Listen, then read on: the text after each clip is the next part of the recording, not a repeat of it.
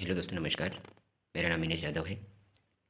मैं आपको आज पढ़ाने वाला हूँ कोशिका जीवन की इकाई, जो कि किसी भी आप बोर्ड से हो या 11वीं में हो या फिर आप नीट की तैयारी कर रहे हो, तो आपके लिए ये वीडियो बहुत ही ज़्यादा इंपॉर्टेंट होने वाला है। आज हम पढ़ेंगे कोशिका जीवन की इकाई। देखते हैं, ये जो आप सूत्री विभाजन वाला है, कोशिका विभाजन वाला है, वो आप देख सकते हो इसमें।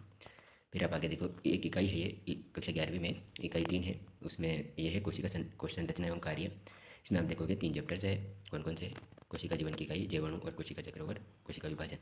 तो आप ये पढ़ लेना, क्योंकि इसमें ज़्यादा कुछ होता नहीं है। इसमें कुछ बोर्ड या क्वेश्चन आते नहीं है ऐसे भी। अब मैं आपको दिखा दूँ, ये GN रामचंद्रन है, इनके बारे में थोड़ा पढ़ लेना।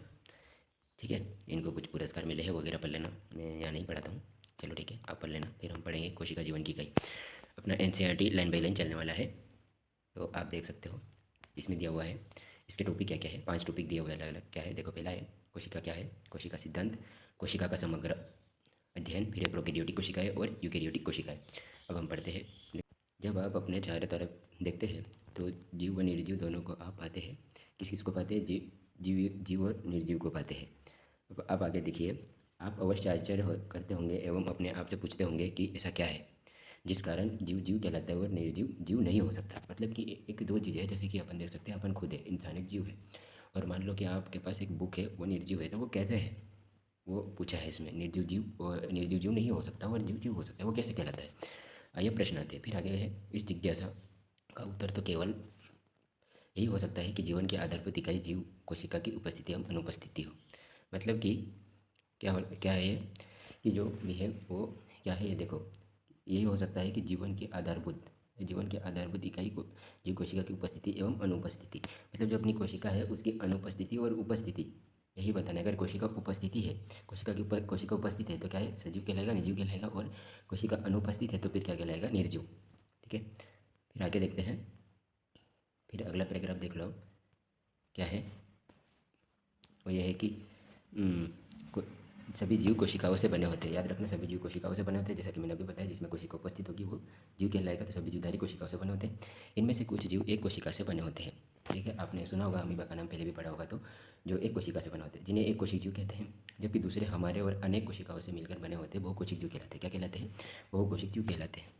अब जो बहुकोशिक जीव है, क्या कहलाते हैं? बहुकोशिक जीव और एक कोशिकीय जीव। ये याद रखना, बहुत इंपॉर्टेंट है। एक कोशिकीय और बहुकोशिकीय जीव। अब एक कोशिकीय और बहुकोशिकीय जीव जो है वो अब आगे से ध्यान रखना। और जो एक कोशिका है उसके उदाहरण है अमीबा, पैरामीशियम, ये याद रखना। और बहुकोशिकीय जीव जैसे कि मानव हो गए, बहुत सारे जीव है जो बहुकोशिकीय है। ठीक है, अब हम देखते हैं आगे। अब अगला टॉपिक है अपना, टॉपिक आ गया अपना कोशिका क्या है। अब कोशिका क्या है ये देखते हैं। इसमें अब मतलब कोशिका क्या है, कोशिका के बारे में पूछा हुआ है। अब आप पढ़ सकते हैं, कोशिकीय जीवधारी स्वतंत्र अस्तित्व यापन, व दूसरा है जीवन के सभी आवश्यक कार्य करने में सक्षम होते हैं। मतलब कि स्वतंत्र अस्तित्व मतलब एक स्वतंत्र है, जिन्हें कि उसमें स्वतंत्र है कोशिका। और सभी का कार्य क्या होना चाहिए, आवश्यक होना चाहिए। जो कार्य है करने में सक्षम होना चाहिए, आवश्यक कार्य जो भी है वो सक्षम होना चाहिए। कोशिका के बिना किसी का भी स्वतंत्र अस्तित्व नहीं हो सकता। मतलब जिसमें कोशिका नहीं पाई जाती वो स्वतंत्र अस्तित्व नहीं हो सकता उसका। इस कारण जीव के लिए कोशिका ही मूलभूत रूप से संरचनात्मक व क्रियात्मक इकाई है। क्या है? संरचनात्मक व क्रियात्मक इकाई है। ये बहुत ही ज़्यादा याद रख लेना। ठीक है, किस कारण से? कि अस्तित्व नहीं हो सकता जीव का बिना कोशिका के। तो क्या है, जीव के लिए कोशिका ही क्या है, मूलभूत रूप से क्या है, संरचनात्मक एवं क्रियात्मक इकाई है। याद रखना, ये क्वेश्चन आ सकता है, आपको पूछा जा सकता है कि कोशिका जीव के लिए कोशिका की इकाई है तो क्या आएगा इसमें, मूलभूत रूप से क्या आएगी, संरचनात्मक क्रियात्मक इकाई। किसी भी पूछ सकता है, मतलब आप नीट में तैयारी कर रहे हो तो और भी ज़्यादा। फिर अगला आप देख सकते हो, अगला पैराग्राफ, एंटीवन ल्यूवेनहॉक ने पहली बार कोशिका को देखा। एंटीवन ल्यूवेनहॉक ने पहली बार कोशिका को देखा, लेकिन वो किसी कोशिका को देखा था, जीवित कोशिका को देखा था। किसी कोशिका को देखा था, जीवित कोशिका को देखा था, इसका वर्णन किया था। ठीक है। और आपको कमेंट में ये बताना होगा कि मृत कोशिका की खोज पहली बार किसने की थी, कमेंट में बताना। फिर अगला देख सकते हो, रॉबर्ट ब्राउन के बाद केंद्रक की खोज। रॉबर्ट ब्राउन ने बाद में क्या किया, केंद्रक की खोज की, है ना। सूक्ष्मदर्शी की खोज व बाद में इनके सुधार के बाद, ये बहुत याद रखना, फेज कॉन्ट्रास्ट व इलेक्ट्रॉन सूक्ष्मदर्शी द्वारा कोशिका की विस्तृत संरचना का अध्ययन संभव हो सका। ये बहुत ज़्यादा इंपॉर्टेंट है, फेज कॉन्ट्रास्ट व इलेक्ट्रॉन सूक्ष्मदर्शी याद रखना। फिर केंद्रक की खोज, कोशिका की खोज किसने की थी, ये याद रख लेना। याद रखना, इसमें आप इंपॉर्टेंस देख लेते हैं ना। ठीक है, अब आगे देखते हैं। सबसे पहले तो स्वतंत्र आवश्यक कार्य करने में सक्षम होना चाहिए। फिर अगला टॉपिक है एंटीवन ल्यूवेनहॉक ने पहली बार कोशिका खोज की थी। कैसी कोशिका, तो वो है जीवित कोशिका। कैसी कोशिका, तो जीवित कोशिका, याद रख लेना। फिर बाद में आप देख लो क्या है। फिर बाद में केंद्र की खोज रॉबर्ट ब्राउन ने किया और फिर कॉन्स्टिट्यूशन सूक्ष्मदर्शी के द्वारा खोजा, विस्तृत अध्ययन किया। ये बहुत ज़्यादा इंपॉर्टेंट है, ये चीज़ है आज की चीज़। आप सभी का धन्यवाद, मिलते हैं फिर नेक्स्ट वीडियो में। चैनल सब्सक्राइब कर लाइक कर देना। Thank you.